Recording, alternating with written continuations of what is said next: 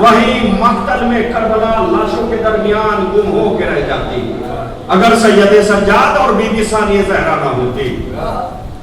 اب تھوڑی دیر کے لیے آپ صرف 5 منٹ میں آپ کو دشمنان اہل بیت حاکم شام کے نجس بیٹے کا تعارف کراؤں۔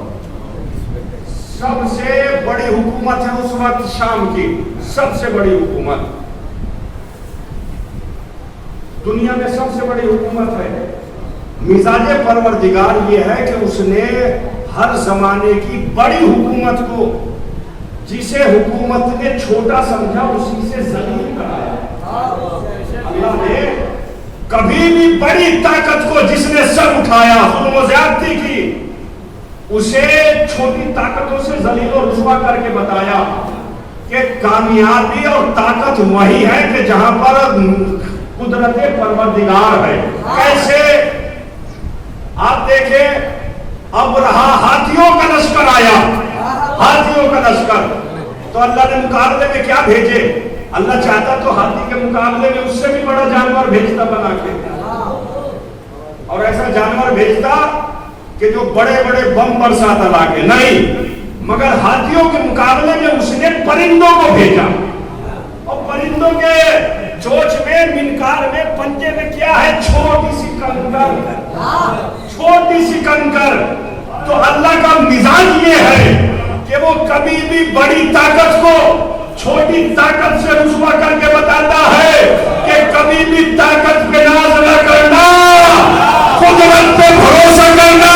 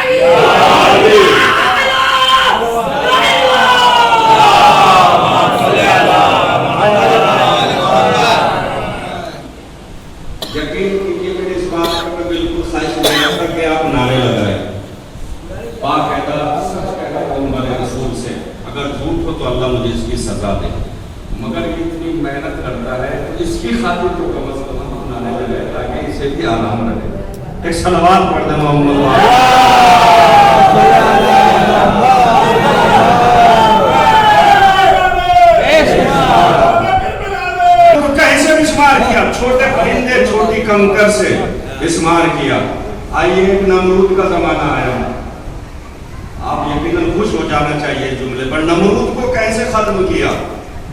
نمرود کو اللہ نے ایک مچھر کے ذریعے ذلیل کر کے ختم کیا۔ مچھر، کتنی حیثیت ہوتی ہے مچھر کی، اور تاریخ میں لکھا کہ مچھر بھی پورا صحت و سلامتی والا نہیں تھا، پورا تندرست نہیں تھا، مچھر کا بھی آدھا بدن خراب تھا۔ 2 ٹانگوں میں 3 ٹانگوں میں مچھر کی آدھی جسم باقاعدہ کام نہیں کرتا تھا، لنگڑا کے چلتا تھا۔ وہ جو اپنے زمانے کا سب سے بڑا سپر پاور اور اپنے آپ کو خدا کہلوا رہا تھا، اللہ نے کہے کے ذریعے ذلیل کیا، ایک مچھر کے ذریعے۔ اے پروردگار، کم از کم مچھر تو سالم بھیجتا، کہا کہ اس کمینے کو اس کی حیثیت دکھا رہا ہوں، اس ظالم کو اس کی حیثیت۔ آپ تاریخ میں دیکھیں کہ مچھر بھی صحیح سالم نہیں تھا، آدھا بدن مچھر کا خراب تھا۔ علامہ مجلسی نے لکھا یہ بات باقاعدہ، اچھا آدھا مچھر کا حصہ خراب تھا، ناک میں چلا گیا، سر میں پہنچ گیا، اب لوگ جوتے مار مار کے اسے حالات میں لاتے ہیں، یہ حالت بن گئی۔ آئیے سلسلہ اور آگے بڑھا، میں بہت قریب لے کے آ گیا آپ کو، میدان کربلا میں آ جائے، جسے اپنی طاقت پہ ناز تھا، لاکھوں پہ ناز تھا، اسے 6 مہینے کے بچے نے ذلیل کیا، اسے اصغر بیشین نے ذلیل و رسوا کیا۔ اب یہاں پہ شعر سن لیجیے اب کہ اصغر کو ملے ہیں لب اظہار 72، اصغر کو ملے ہیں لب اظہار 72، اس پھول کی خوشبو میں ہے گلزار 72، اور مقتل میں جو آئی لب نازک پہ تبسم،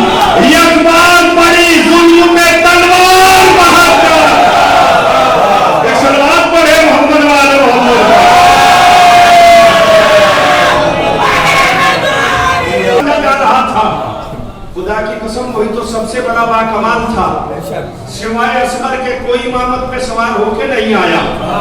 वाहिद मुजाहिद है जो दस्ते नबूवत पे बुलंद होके आया और जिसने वो काम किया कि जिसे कोई ना कर सका।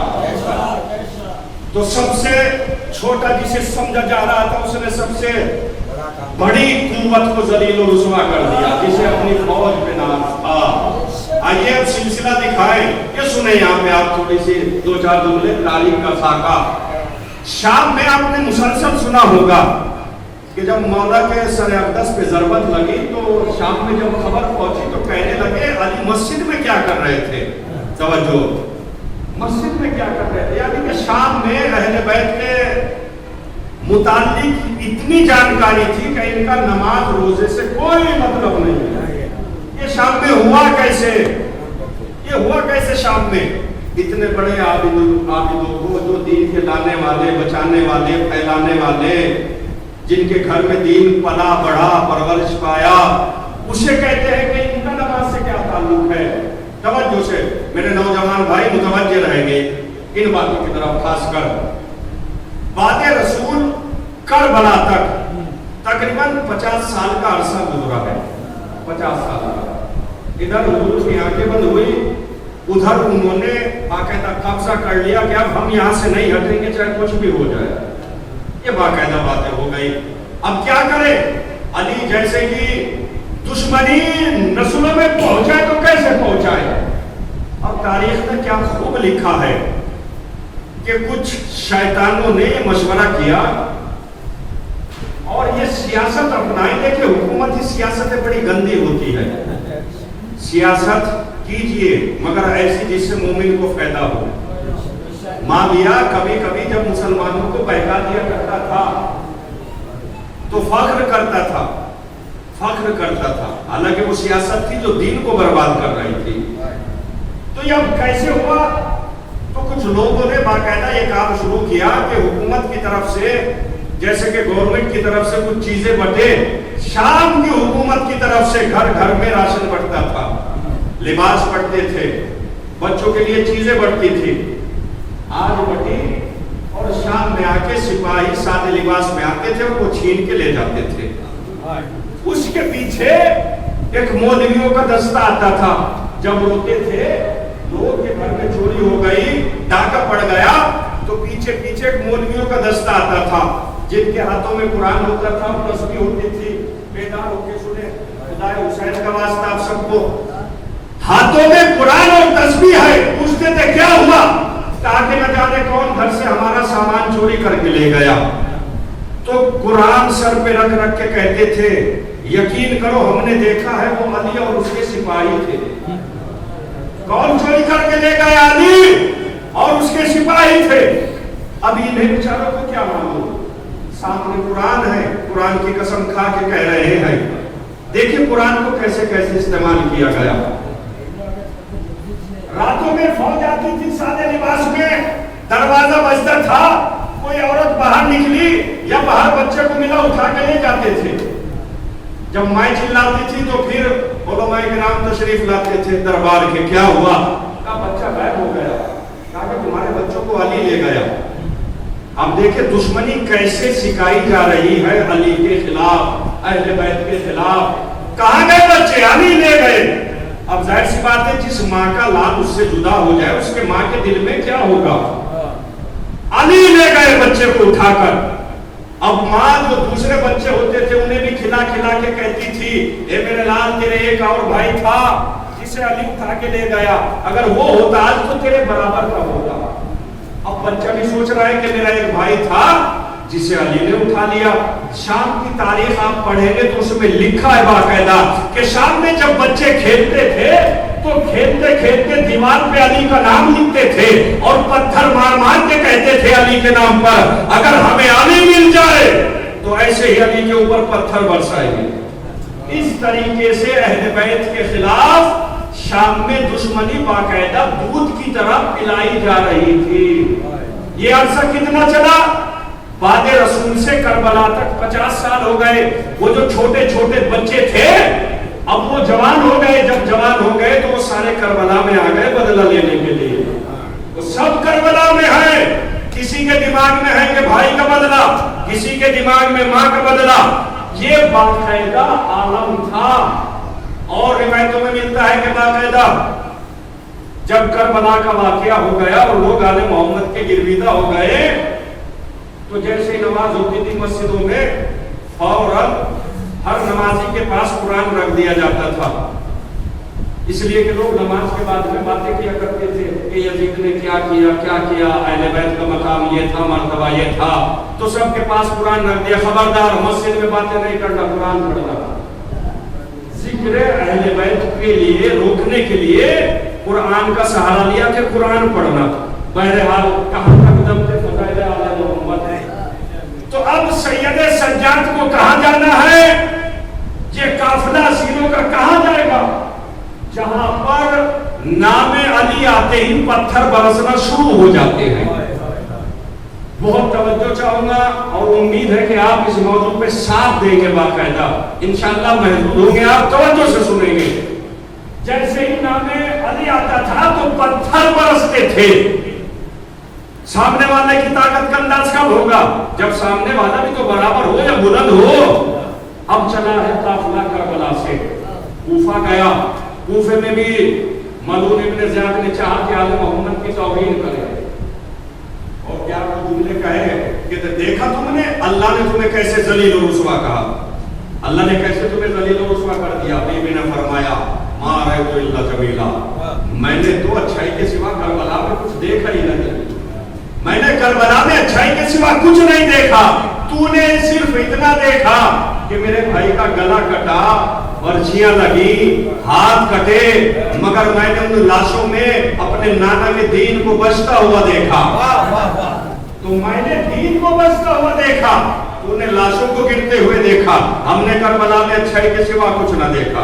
لیجئے قافلہ سب شام میں جا رہا ہے۔ آپ کو معلوم ہے شام میں باقاعدہ پہلے سجایا گیا پہلے شام کو کئی دن تک، اس کے بعد جب قافلہ گیا دربار شام میں، اب یزید نے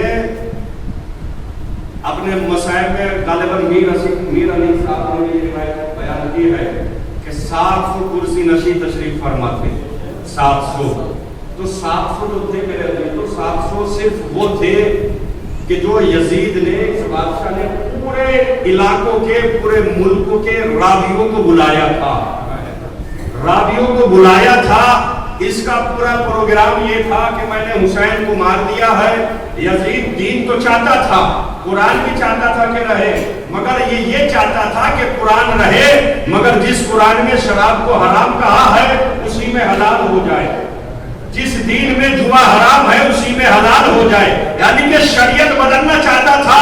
اور اس کا دو دعوے اور تھے کہ ایک باغی نے خروج کیا تھا اور میں خلیفہ رسول ہوں، حسین کو معاذ اللہ باغی قرار دینا چاہتا تھا اور اپنے آپ کو خلیفۃ المسلمین، یعنی کہ رسول کے بعد اب یہی خلیفہ ہے مسلمانوں کا۔ اب ظاہر سی بات ہے سارے دنیا کے راوی ہیں، راویوں کا مطلب جیسے آپ سنتے ہیں نا مصائب میں کہ راوی نے لکھا، راوی نے بتایا، اب جو آج راوی دربار میں لکھیں گے وہ قیامت تک حقیقت بن کے رہ جائے گا۔ اگر سید سجاد دربار میں نہ بولتے، بی بی زینب نہ بولتی، چپ رہ جاتے، تو آج ہم لاکھ چلا کے کہتے کہ یہ ظالم ہے، یہ مظلوم ہے۔ لوگ کہتے ہیں بھئی روایتوں میں تو یہ لکھا ہے، تاریخ تو یہ بتاتی ہے، بس اب یہاں سے آپ متوجہ ہو جائیں۔ ایسے ماحول میں جب قافلہ پہنچا، دربار بھرا ہوا ہے، 700 راویوں کا مجمع ہے، ہزاروں مشیر ہے، ہزاروں کی فوج ہے، علاقے کے باقاعدہ سارے افراد ہیں، بڑے بڑے خاندان کے لوگ ہیں، سارا شام بھرا ہوا ہے۔ اور اس نے کہا ہے کہ گھومنے کے بعد بھی، شام میں گھمانے کے بعد بھی، کہ اگر کوئی آل علی سے بدلہ لینا چاہے تو وہ دربار میں پتھر لے کے آ جائے، یہاں ذلیل و رسوا کرنا دربار میں۔ اس کا پورا پلان ہے اور اس کی سوچ یہ ہے، سوچ ظاہر سی بات ہے، جو ظالم ہوگا اس کی سوچ بہت چھوٹی ہوتی ہے، جسے اللہ اختیار دے کے بھیجے اس کی فکر بہت اعلیٰ ہوتی ہے، اسے کوئی دبا نہیں سکتا۔ یہ سوچ رہا تھا کہ یہ کمزور لاگر ہے، کچھ بیویاں ہیں جن کے وارثوں کو مار دیا گیا، ایک ایک قیدی ہے بیمار وہ بھی جو زنجیروں میں جکڑا ہوا ہے، بھلا وہ بولے گا تو کیا بولے گا؟ اس کا بابا مارا گیا، اس کے بھائی مارے گئے، اس کی گھر کی خواتین خود قیدی بنی ہے ذلیل و رسوائی کی حالت میں، یہ اب کیا بولیں گے؟ بس ہم اپنا بول کے چونکہ ساری دنیا کے مسلمان آ گئے ہیں، اب تاریخ لکھی جائے گی اور یہاں پہ بات ختم ہو جائے گی۔ یہ اس کا سارا پروگرام ہے۔ اب پہنچے دربار میں، بس یہاں سے ہم متوجہ ہو جائیں اور جو آنکھیں بند ہیں وہ آنکھیں کھل جائیں۔ ایک صلوات پڑھ دے محمد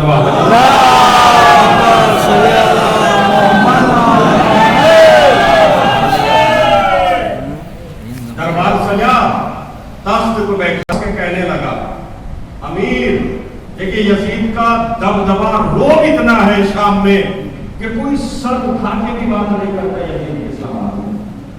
اور میں باقاعدہ سن رہا ہوں جب سے آیا ہوں کہ آپ نماز کے بعد مجلس میں یزید پلید پہ لعنت یہ بولتے ہیں، بچہ بچہ آپ کی بستی کا بولتا ہے یزید پلید، یزید پلید، یزید نحس، یزید پلید۔ یزید اتنا چھوٹا تو نام نہیں تھا جتنا آپ بنا کے بولتے ہیں۔ توجہ، بہت بڑی بات ہے، یزید کوئی اتنی چھوٹی طاقت نہیں ہے جسے آپ نے کھلونا بنا دیا بچوں کے درمیان میں کہ یزید پلید پہ لعنت۔ اٹھتے بیٹھتے سلام کرے سید سجاد کو اور بی بی زینب کی شجاعانہ تقریر کو کہ دربار یزید میں یزید کا ایسا جلوس نکالا کہ آج بچہ بچہ بھی کہتا ہے یزید یزید یزید۔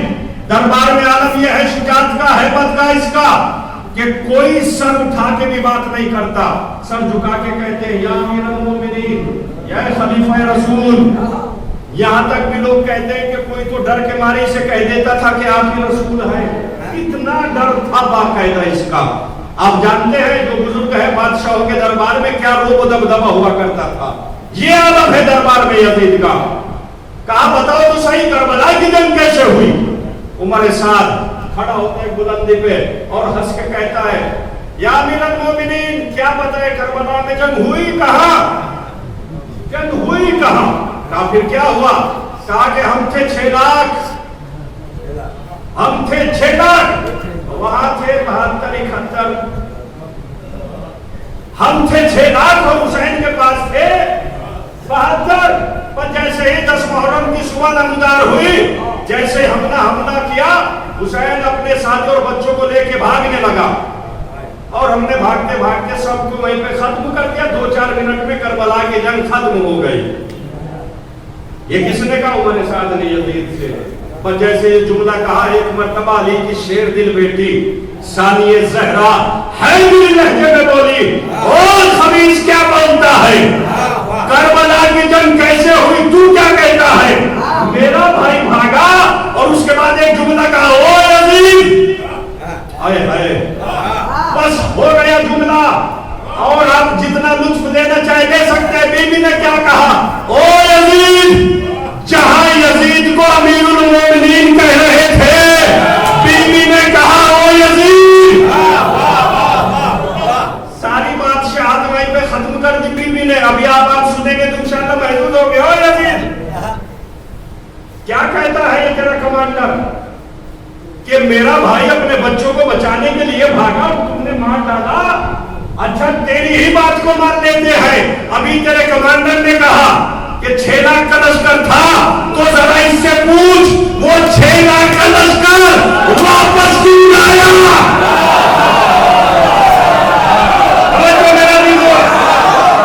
وہ 6 لاکھ کا لشکر کہاں گیا؟ تجھ سے انعام لینے کیوں نہ گیا؟ ہم سے سن کربلا کی جنگ کیسے ہوئی؟ میرے آنو محمد نے حملہ کیا تو تیرے ہزاروں مارے، میرے قاسم نے حملہ کیا تو ہزاروں بھاگے، میرے اکبر نے جنگ کی تو ہزاروں بھاگے،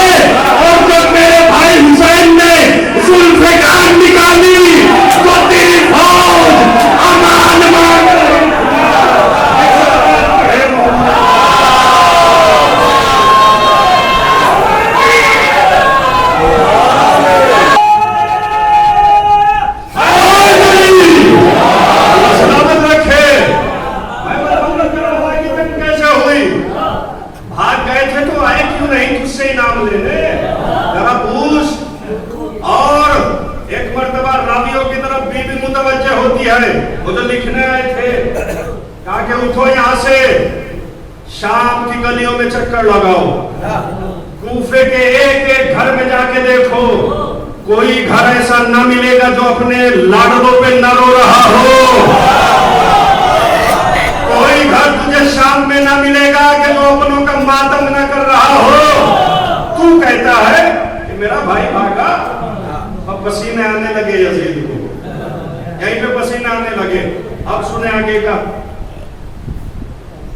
बयान करने लगा खतीब, फजाइल बयान किए, जितने उससे हो सकता था उतना झूठ बोला, जितना हो सकता था खतीब ने उतना झूठ बोला।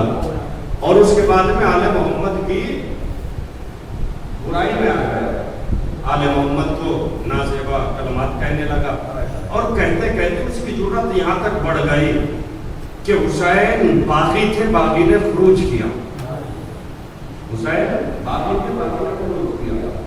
फिर अली की बेटी ने लगा, ओ खतीब चुप हो जाओ, अगर मैं जोर से पढ़ूं तो तभी आप जोर से ना बोला, ऐसा ना करें, खतीब चुप हो जाओ, तू मेरे भाई को बागी कहता है।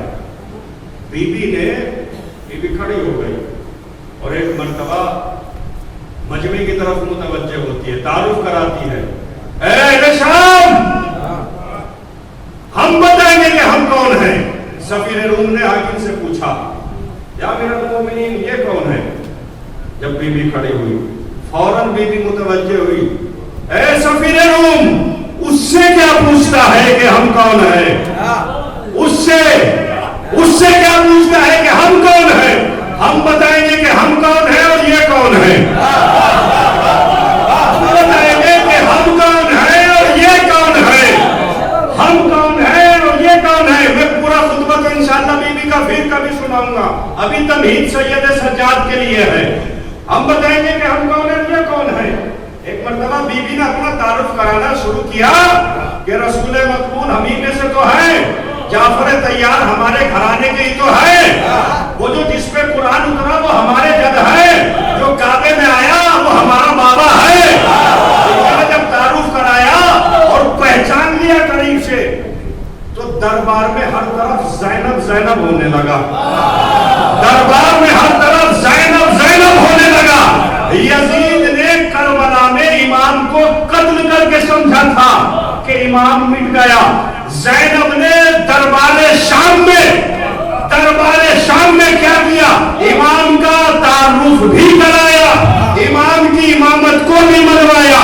जब हर जबान पे होने लगा ज़ैनब, ज़ैनब ही कुरान है, ज़ैनब ही दीन है, ज़ैनब ही इस्लाम है, ज़ैनब ही दीन की बका है।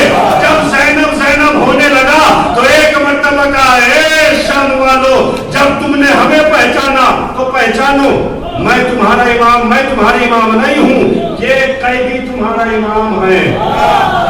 जिसे यजीद समझ रहा था कि कैदी है, ज़ैनब ने उसी के दरबार में बताया कि ये जमाने का इमाम है, ये जमाने का इमाम है। अल्लाह सलामत रखे, आप बेदार माशाअल्लाह, सबका ना इमाम सज्जाद के सदके में कबूल हो, इमाम के सदके में सबकी दुआएं मकबूल हो, सब यहाँ से मुरादें पूरी करके जाएंगे इंशाअल्लाह। बीबी ने कहा, पहचानो फिर, ये कैदी तुम्हारा इमाम है, तुम्हारे जमाने का इमाम है। अब सैयद सज्जाद बुलंद हुए और खतीब जब नाज़ेबा अल्फाज कहता है तो इमाम मुखातिब होते हैं।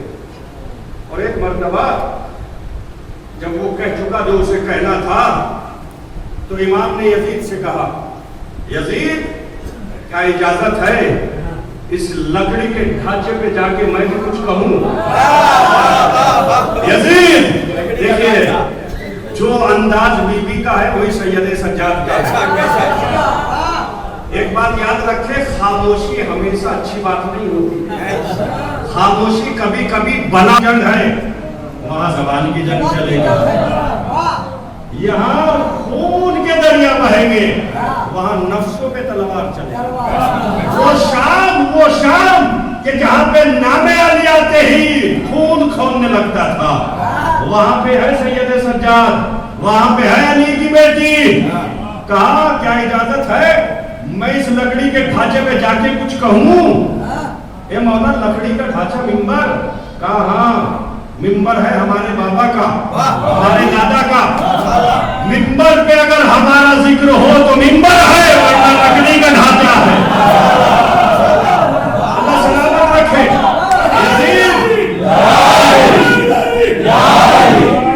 یزید کیا اجازت ہے میں بھی کچھ بیان کروں؟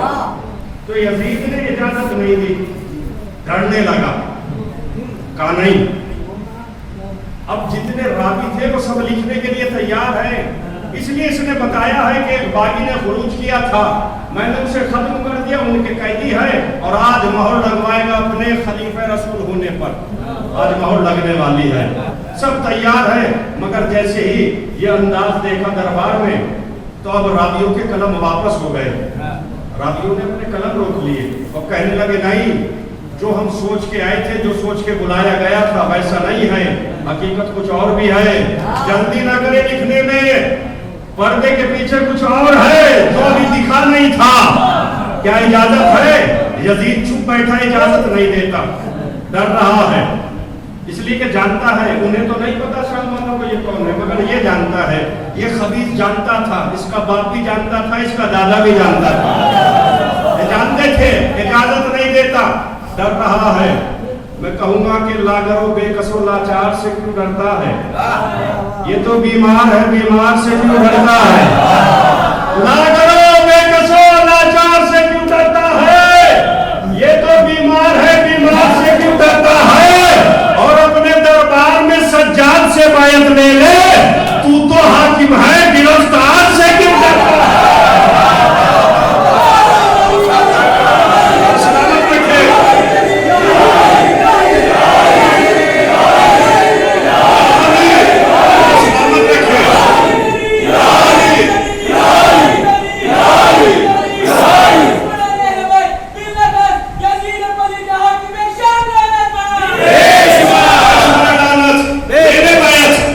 بیعت کا جب اتنا خبر تھا، اب ہمت نہیں ہے، پوچھا اس کا نام کیا ہے؟ توجہ سے سنیں گے، خوش ہو جائیں گے انشاءاللہ۔ یہ جو قیدی کھڑا ہوا ہے، اس کا نام کیا ہے؟ کہا علی۔ جیسے سنا علی، خدا کی قسم یزید نے سینے پہ ہاتھ رکھ کے سوچا یہ علی کہاں سے آ گیا؟ یہ علی کہاں سے آ گیا؟ یہ علی تو ہم نے کربلا میں ختم کر دیا تھا، کوفے میں ختم کر دیا تھا۔ امام حسین، امام نے اپنے سارے بیٹوں کا نام علی رکھا، علی رکھا، اور اسی لیے علی رکھا کہ میرا ایک دن بیٹا علی بن کر علی کے سب سے بڑے دشمن کے سامنے جائے گا، سب سے بڑے دشمن کے سامنے جب جائے گا تو علی کی خندق بھی یاد آئے گی، خیبر بھی یاد آئے گی، احد بھی یاد آئے گا، صفین بھی یاد آئے گا۔ یاد آ گیا علی کہاں سے آ گیا؟ کہ میں علی ہوں، میرے باپا نے میرا نام علی رکھا ہے۔ کسی نے پوچھا امام حسین سے، مولا آپ نے سارے بیٹوں کا نام علی رکھا، ساری بیٹیوں کا نام فاطمہ رکھا؟ کہا اللہ جتنے بھی بیٹے دیتا، مجھے اپنی ماں اور باپ سے اتنی محبت ہے کہ سب کے نام علی رکھتا، سب بیٹیوں کے نام فاطمہ رکھتا۔ یہ محبت امام حسین، اجازت دے دے مگر اجازت نہیں دیتا۔ اب ظاہر سی بات ہے، جو سپر پاور ہے اس سے ایک قیدی، دربار بھی اس کا، حکومت بھی اس کی، بادشاہت بھی اس کی، سپاہی اس کے، اور جتنے چاروں طرف بیٹھے ہیں وہ سارے اس کے، اور سامنے ایک لاغر نہیں، کمزور، کہے کہ میں بھی کچھ بولوں، اور جو اپنے آپ کو بڑا طاقتور سمجھتا ہے وہ کہے کہ نہ بولو، تو اس سے بڑی ذلت اور کیا ہوگی؟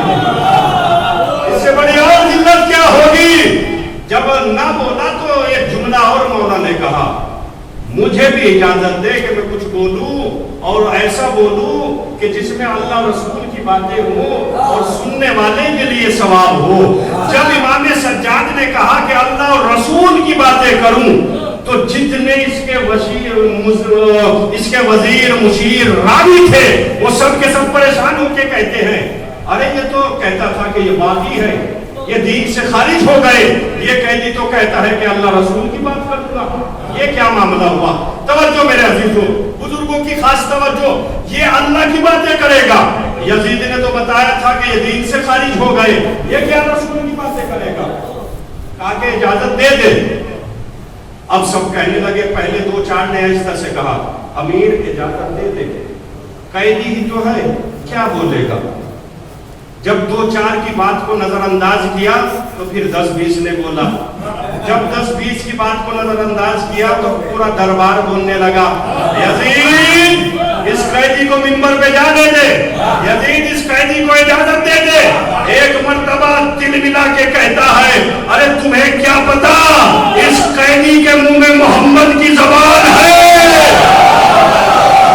اللہ سلامت رکھے, اس کے سینے میں محمد ہے. بس جیسے ہی محمد کا نام سنا وہ جو پاس میں بیٹھے تھے حیران ہو گئے. کیا کہہ رہے ہو امیر, اس کے منہ میں محمد کی زبان ہے, اس کے پاس محمد کا علم ہے. کون محمد, کون محمد؟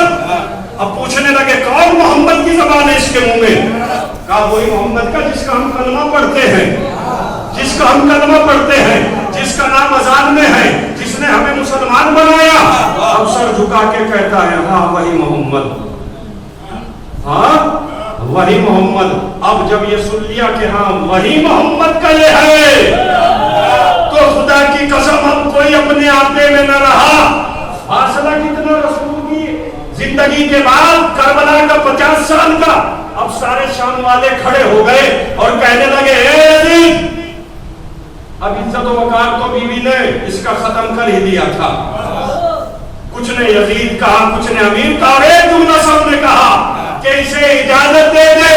دیکھ سن لے, ہم نے محمد کو نہیں دیکھا, نہ محمد کے زمانے کو دیکھا.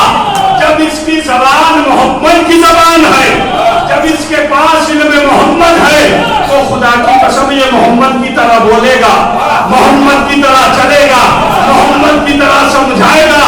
ہم بھی تو دیکھے کہ محمد بولتے کیسے تھے, محمد چلتے کیسے تھے, محمد گفتگو کیسے کرتے تھے. لگتا ایسا تھا کہ دربار تو یزید کا تھا مگر طرفدار سارے سید سجاد کے تھے. دربار تو یزید کا تھا مگر اختیار سید سجاد کا تھا. ایک سلوات کا سہارا دے محمد. حشم کا تاج پہنے ہوئے اب سر جھکنے لگا, اس کا سر جھکنے لگا, پسینے آنے لگے. جلدی جلدی میں کہہ دیا تو نہیں کہنا تھا کہ اس کے منہ میں محمد کی زبان ہے. وہی محمد جس کا ہم کلمہ پڑھتے ہیں, وہی محمد. اب یہ شعر سنے آپ فاضلی میرٹھی صاحب کا یہاں پہ کہ جتا رہے ہیں زمانے کو سید سجاد, بتا رہے ہیں زمانے کو سید سجاد. دلیر باپ کا بیٹا دلیر ہوتا ہے, دلیر باپ کا بیٹا دلیر ہوتا ہے.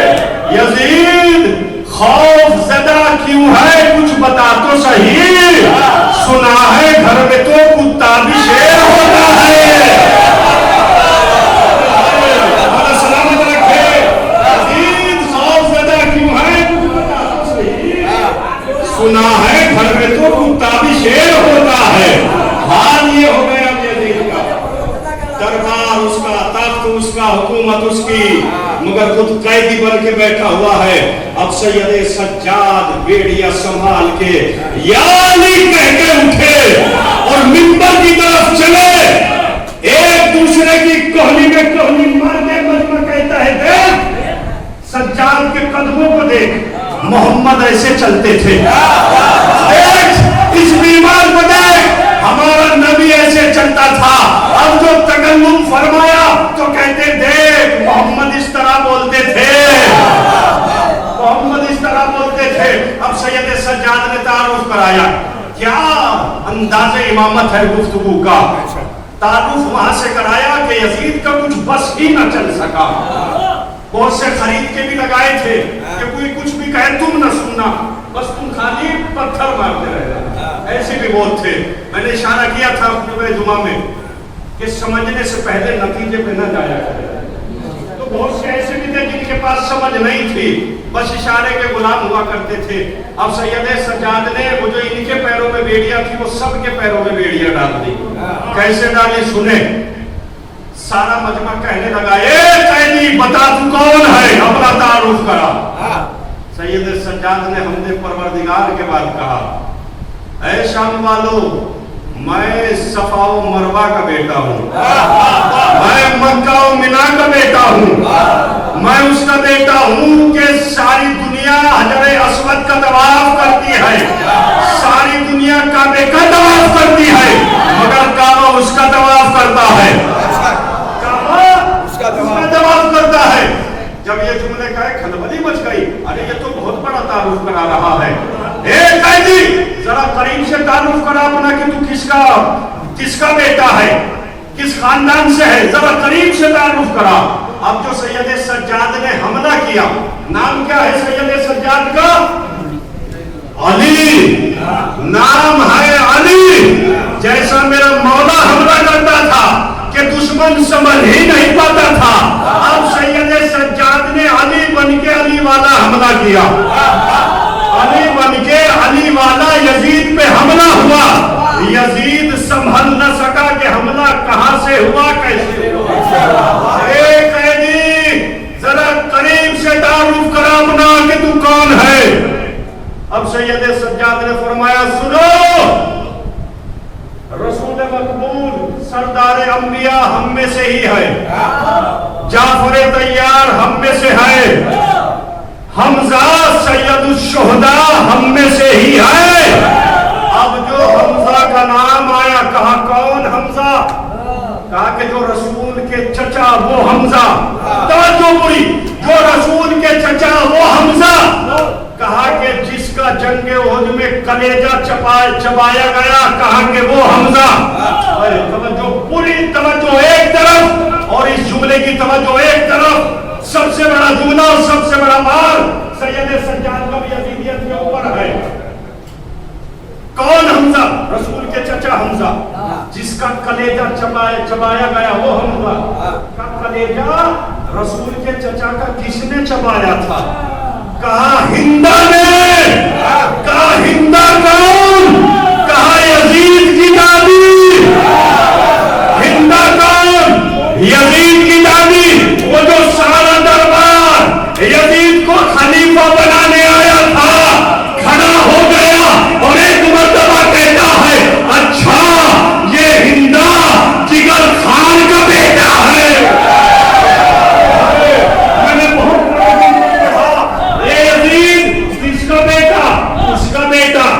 کہ جس نے رسول کے چچا کا کلیجہ چبایا اس کا بیٹا ہے۔ اللہ اکبر، کہاں غفلت میں ڈوبے تھے، کہاں تاریکی میں تھے۔ کہا کہ پہچانو، یہ ہندہ جگر خان کا بیٹا ہے، یہ فاطمہ سیدۃ النساء العالمین کا بیٹا ہوں۔ ہاتھ جوڑ کے کھڑے ہو گئے، اے قیدی اور قریب سے تعارف کرا دے اپنا، اب رہا نہیں جاتا، اب حقیقت بتا دے کہ تو ہے کس کا، تیرا حسب نسب، تیرے ماں باپ کون ہے۔ اب تعارف کرایا بہت قریب سے آ کر، اے لوگو، اے شام والو، میں اس کا بیٹا ہوں جو شب ہجرت بستر رسول پہ سویا، میں اس کا بیٹا ہوں جو خیبر و خندق کا فاتح بنا، میں اس کا بیٹا ہوں جو رازوں کا نیاز ہے، میں اس کا بیٹا ہوں جو نفس رسول ہے، میں اس کا بیٹا ہوں جو شوہر بطول ہے، میں اس کا بیٹا ہوں جسے اللہ نے کبھی اب اللہ کہا، کبھی عین اللہ کہا، کبھی لسان اللہ کہا، میں اس کا بیٹا ہوں۔ سارے ہاتھ جوڑ کے کھڑے ہو گئے اور ہاتھ جوڑ کے کہتے ہیں، اے قیدی، وہ کتنا بڑا انسان تھا جو دنیا میں آیا، چلا گیا اور ہم نہ پہچان سکے۔ یہ شام والوں کو چونکہ بتا کے رکھا تھا، ہم نہ پہچان سکے کون ہے وہ۔ کہا وہ کوئی اور نہیں، میرے جد علی ابن ابی طالب ہے۔ بہت بڑے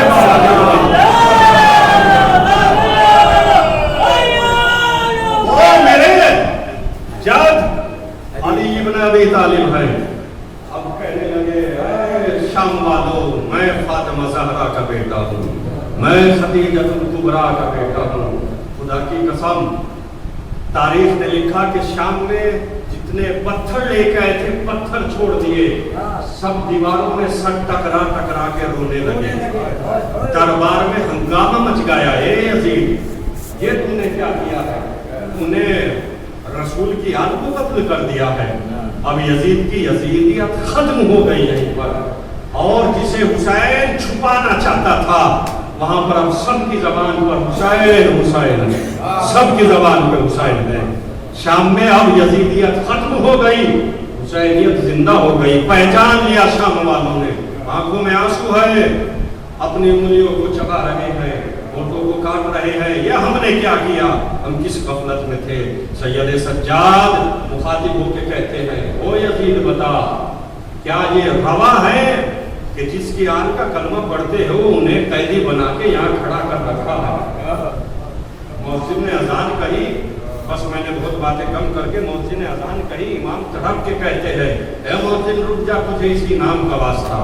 اور اس کے بعد پھر مخاطب ہوتے ہیں مجمع کی طرف اور یزید کی طرف, بتا یزید یہ تیرے جد کا نام ہے اذان یا میرے جد کا نام ہے؟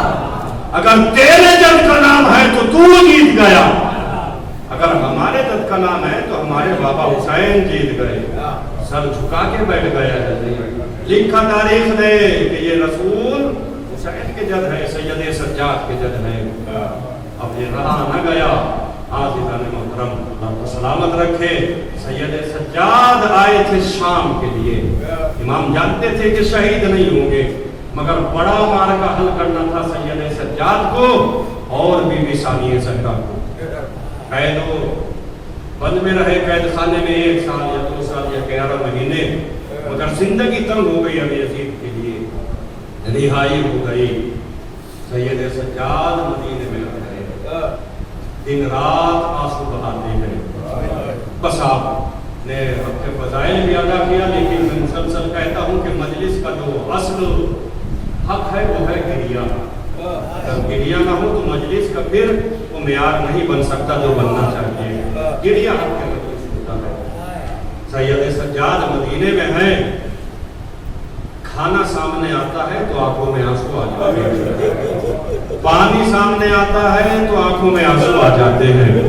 تڑپتے رہتے ہیں کربلا کے بعد سے امام جب تک زندہ رہے روتے رہے, دن رات روتے رہے. کوئی پوچھتا تھا مولا کتنا روئیں گے, پانی کو دیکھتے تھے تو کہتے تھے مجھے میرا اصغر یاد آتا ہے, میرا بابا کتنی مظلومی کے ساتھ پانی مانگتا رہا مگر ایک قطرہ آپ بھی نہ ملا. جزاک اللہ کو سلامت رکھے. رو وزادار آج میں زیادہ نہیں کہوں گا رونے کے لیے, اس لیے کہ تابوت سید سجاد ہمارے درمیان میں رکھا ہے. اللہ آپ کو سلامت رکھے. آج سید سجاد کا پرسان بی بی زینب کو پیش کرنا ہے, اور خاص کر امام محمد باقر کو پیش کیجیے سید سجاد کا پرسان. جب جب کھانا آتا ہے, پانی آتا ہے, روتے ہیں آئے میرا بابا 3 دن کا بھوکا پیاسا ذبح کیا گیا. ایک چاہنے والا آیا, گھر میں شادی تھی مولا, گھر میں شادی کا اہتمام ہے. آنکھوں میں آنسو آ گئے, کیا تمہیں معلوم نہیں کربلا کے بعد ہم خوشیوں میں شامل نہیں ہوتے. چپ چاپ سن کے گیا, پھر تھوڑی دیر کے بعد واپس آیا اور آن کے کہتا مولا میں نے شادی سے پہلے آپ کے بابا کی مجلس کا اہتمام کیا ہے, مجلس کا اہتمام کیا ہے. اب سید سجاد نے کچھ نہیں بولا, چل دیے ساتھ میں. اب تو مجلس شروع ہوئی اور مسائب بیان ہونے لگے. مسائب جب ختم ہوئے تو ساکن نے دیکھا سید سجاد فرش عزا پہ نہیں ہے, والی مجلس پریشان ہو جاتا ہے, میرا امام کہاں ہے. اب جو آگے دیکھا, ارے جہاں دادا سید سجاد بڑی دعائیں دیتے ہیں آپ کو. کبھی آوازیں بلند ہوتی ہے تو بی بی بڑی دعائیں دیتے ہیں. دادارو آج گھٹ گھٹ کے نہ رونا, کوئی شرم کر کے نہ رونا, اس لیے کہ آج اس پہ رو رہے ہیں. ارے جسے زندگی بھر بس روتے ہی رہنا رہا اور جسے رونے نہ دیا گیا. جزاک اللہ, خدا کو سلامت رکھے. پوچھا کسی نے مولا سب سے زیادہ تکلیف آپ کو کن باتوں سے ہوتی تھی. اے مولا سب سے زیادہ تکلیف آپ کو کہاں کہاں پہ ہوئی. عزادارو سید سجاد کہتے ہیں سب سے زیادہ تکلیف مجھے میری میری بہن سکینہ کی باتوں سے ہوتی تھی. اے مولا سکینہ کیا باتیں کرتی تھی. سجاد تڑپ کے کہتے ہیں میری 4 سالہ مظلومہ سکینہ. ارے کیسے مسائل بیان کروں. جب 11 محرم کو قافلہ چلا نازداروں تو کم سن سکینہ ان پر سنبھل نہ سکی. ظالموں نے پرائنا پشت پہ سینے یمن سکینہ کو باندھ دیا. اور جب تبوک چلتا تھا سکینہ پکارتی تھی اے بھیا سجاد میرا سینہ زخمی ہو رہا ہے. اے بھیا میں مر جاؤں گی مجھے بچا لو. اللہ آوازوں پہ رحمت نازل کرے. آوازوں میں رو عزادارو. یہ آوازیں بی بی زہرا کو بہت پسند ہے. شرما کے رو آپ کے پہلو میں سیدہ آپ کے آنسوؤں کو لینے کے لیے آتی ہے. عزادارو سید سجاد کہتے ہیں مجھے میری بہن کے سوال ان کی باتوں سے بڑا رونا آتا تھا. اے مولا کیا باتیں کرتی تھی. کہا شام کو جب پرندے صبح میں جب جاتے تھے اور شام میں جب واپس آتے تھے تو میری بہن مظلومانہ انداز میں پوچھتی تھی اے بھیا سجاد بتاؤ تو صحیح یہ پرندے کہاں جا رہے ہیں. سجاد سر جھکا کے کہتے تھے بہن یہ اپنے گھر واپس جا رہے ہیں. بے ساختہ سکینہ کہتی تھی اے بھیا کیا ہم بھی اپنے گھر کو جائیں گے نہیں. اے بھیا کیا ہمیں بھی جانا نصیب ہوگا یا نہیں. مگر سجاد جواب نہ دیتے تھے. جانتے تھے اور دل ہی دل میں کہتے ہوں گے اے میری سکینہ ارے سب واپس جائیں گے مگر تجھے جانا نصیب نہ ہوگا. جزاک اللہ خدا آپ کو سلامت رکھے. ایک بار پھر کہا اے مولا بتائے سکینہ نے اور کیا پوچھا. کہو ایک دن میری سکینہ میرے پاس میں آئی اور ایک جملہ کہتی ہے اے بھیا سجاد میں جب سے آئی ہوں قید ہو کر مجھے راتوں میں نیند نہیں آتی. جزاک اللہ